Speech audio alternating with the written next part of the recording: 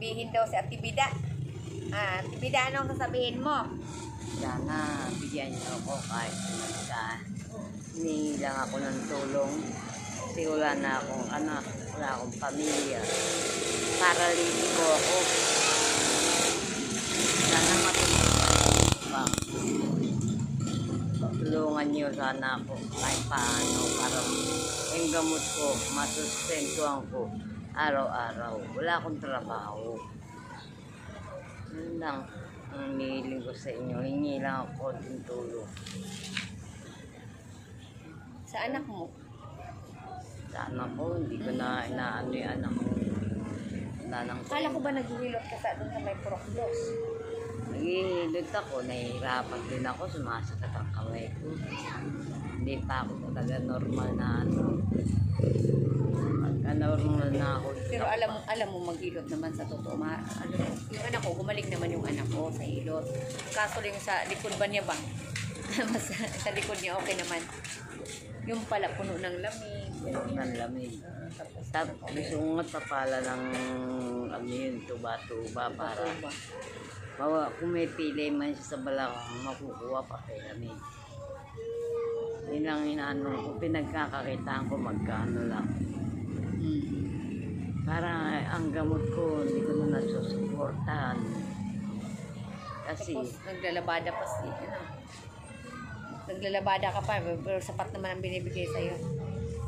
Bigyan ako, syempre, nakikisama ka sa bahay ko, sa bahay nila.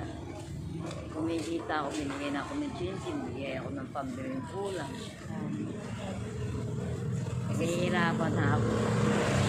Doon ka pala naglalaba? Chinchin. Naglalaba ako. Tambakan. 3 drum. Ganyan. 3 drum? 3 timba? Ganyan kata. 3 drum, yung malalaki na ano? Yung dilaw. Urukan. Urukan yun. Tapos, urukan yun. iba pa yun. 3 urukan nga. Tapos, iba pa yung kumot. umaga ka maglaban. Alam ba, palagay natin, alas 10 ka maglaba. Umaga ako maglalaba, abutin ako ng hapon. Para pero yung anak mo, Tibida, nagbibigay din naman. Hindi nagbibigay, gamot lang.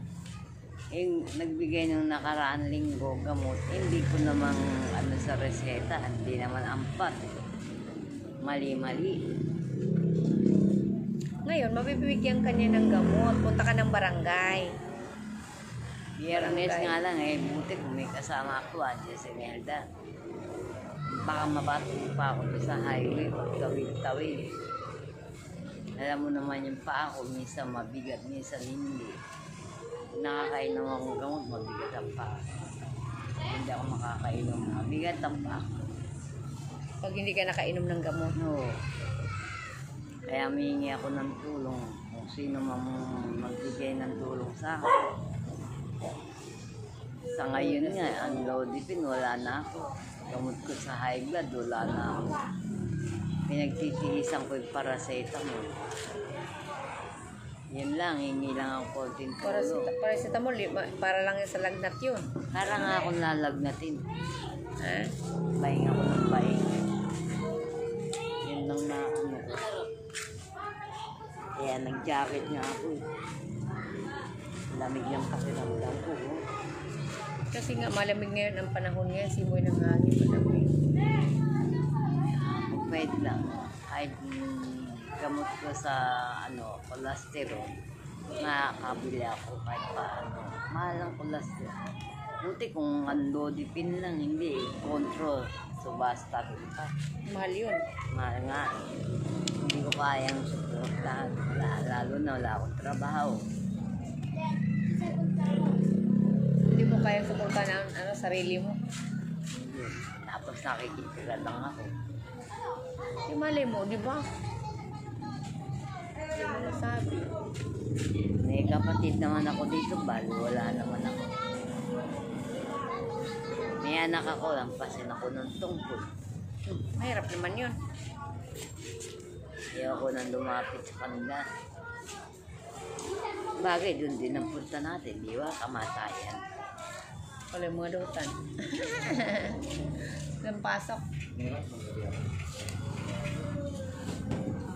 Sige, Tigin, ganyan na lang. Tigin, hingi lang ako ng konting tulong.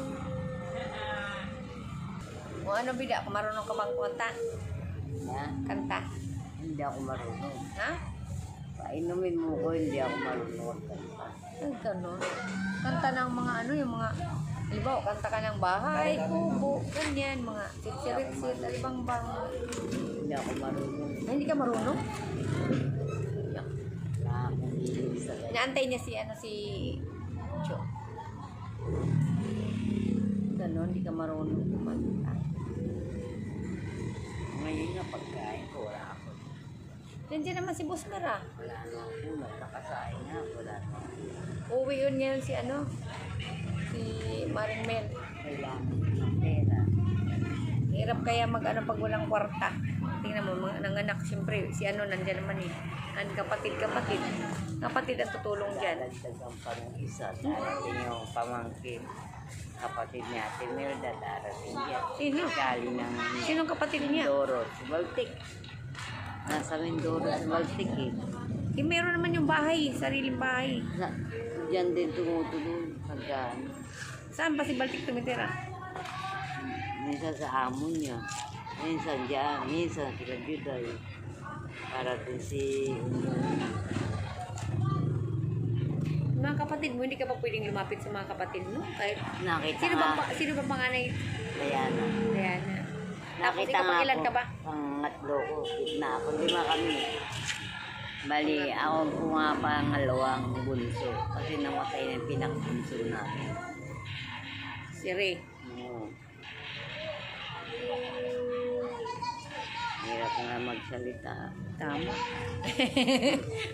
Mahirap na magsalita sabi ni Tibida. Nakarin ko nga yung birth certificate ko para maano ko na yung senior ko. Huwag ka mag-alala, Tibida. Di ba malay mo may apam na tutulong sa'yo dyan? Apam ka. Ha? Ngayong invalido ko, tutulong apam. Wala ka asan. Nawala pa yung cellphone ko. Wala ang cellphone mo? Hindi pa nakita? Eh kung nandiyan lang yun, maririnig mo. Babagsak yun. Naka-charge yun. Wala daw ang cellphone niya.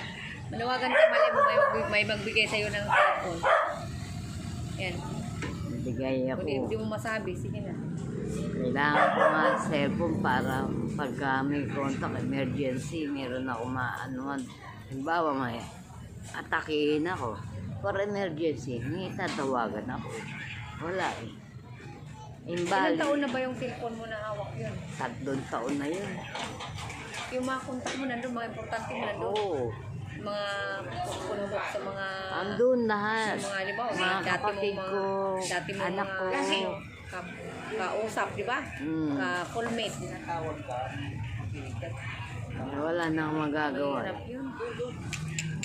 Kaya nga sabi Masaya ang nagnakaw, ikaw naman malungkot. Ngayon, ang problema niya, ipasa Diyos ang taong magnanakaw. nga. Bahala na ang Diyos magparusa. Di ba? No. Ganun yun eh. Ang Mahirap Panginoon ang na naman. magparusa kasi. Mahirap magbintang. Wala kang Oo, hindi mo ebidensya. naman nakita eh. Pero at least ang suspect ni Kuya, siya ang Kasi suspect. kayo lang naman Oo. dyan eh. Tsaka kabisado loob ng bahay. Saan mo ba chinards? Doon sa harap ng TV, Ginard Semelda yun. Sa may malapit Ito sa may TV. malapit sa Dito ano? sa harap mismo ng TV. TV doon sa may loob, Oo. sa gilid. Wala, alam na alam. Alam na alam. Sinilip pa nga si Kuya Elmer sa kwarto. Ay, ganun. Oo. Nakita Lalaki niya, siyang nakita. maliit. Nakita niya tulog. Lalaki siyang mga ano oras naman? galas 12. Ay, naku po. Saktong Nakikita mo ba dito malaka. yung natao na yun ano? Ay, hindi naman kakaiba yun. Baka Gumawa nun. Ikaw ba naman magnanakaw, aamin ka? Hindi ka aamin, siyempre, matutukal ka. Kaya inabisuhan ko na yung purok doon sa limbawang may ibenta, cellphone Realme yung pangalan. Sabihin niyo sa akin. Wala pang ano yun, bida. Wala pang sira yun. Walang sira.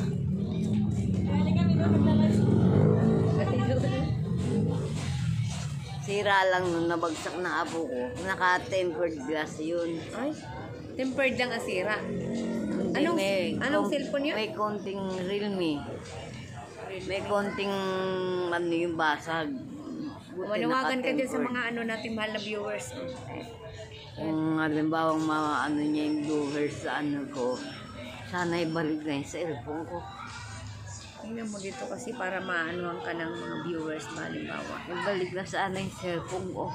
Naku, napamahal na talaga yun sa'yo. No? Yun lang talaga ang ano mo na yung libangan pag ano no.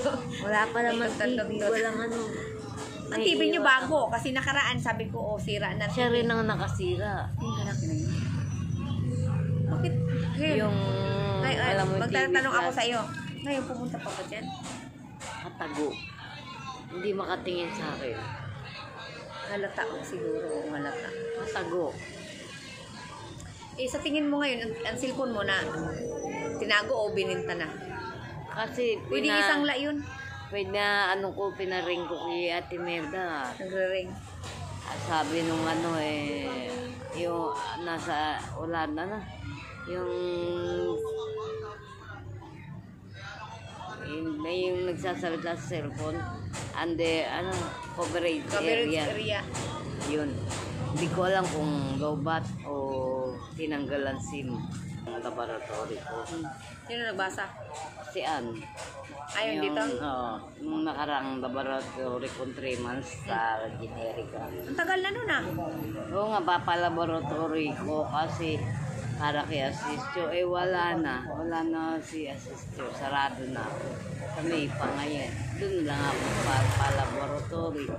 Nabasa niya, wala naman daw akong diferensya, clear na ko lahat. Pero ang diferensya ko lang, yung taas ng cholesterol ko, yun ang diferensya tsaka high blood. Pag ina isang araw, bigat ng paa ko. Nagtsatsagaan ko nga lang yung gamot na binigay sa akin, yung hindi ko naman kapit. Bakit yung birth certificate mo hindi ba ayos? Enitso, sa Pampanga, dati. Ang layo. Meron ako kasi kung si Maya nag-abroad yan, lahat ng kapatid dapat may birth certificate. Oo. Nagkaroon siya ng birth certificate. Pagdating dito sa May Almar, wala. Andyan ngayon no record. Ngayon, ang gusto kong mangyari, papatulong ako na libre daw nag-ano ng birth certificate. Panibago registered naman ako. Katunayan na dito ko pinanganak. Tama. Yun na nang gagawin nila para yung Kaya asikasuhin mo yung ano mo. Ano ba yun? Birth certificate mo. para yun na nangangano ko kasi importante yun may national ID na ako, birth certificate na lang wala sa akin. Meron ako dyan no record galing sa Almar. Hindi ko naman maanuhan. Mga 62, maano ko na yun. 62 years old. 61 ka pala ngayon. 61 ako. Matanda pa pala si mama ko. Ako 54. Kasi overpatig ako eh. Umita eh. 54 na mama ko eh. 64. Ay, ano friend? 64 pala. 64 pala si Mother Earth. Kaya pag tumatanda ka, lahat ng sakit hawak. Ay, madautan. Bagay natin, kung nakakamatayan ko nito. Ay, huwag ka magsalita ng ganyan. Mahirap na, huwag ka magsalita. Mas maganda mabuhay, bida. Huwag ka magsalita ng tapos. Kasi alam mo, may apo ka, may anak ka. Kahit na Kawawa. may apo ko, may anak ako, wala rin. Bakit wala rin? Hindi mo masabi yan. May apo ko, andun na ako. Yung anak, kung hindi yung asawa mananakit sa akin, yung anak ko. Sabi mo, hindi naman yung anak mo nag-ano sa'yo. Sumusunod na nga sa ugali ng babae. Yes, darling yun. Yes, darling. Parang nga akong lalagnat. Wala naman doon. Oh, malay mo may ano sa'yo, oh. Paalam mga ano, mga kamigo ka-amiga. Love you all saan man. Sulok ng mundo. Love you all mga viewers. Bye-bye. Ingat kayo lagi saan man Ingat. kayo naroroon.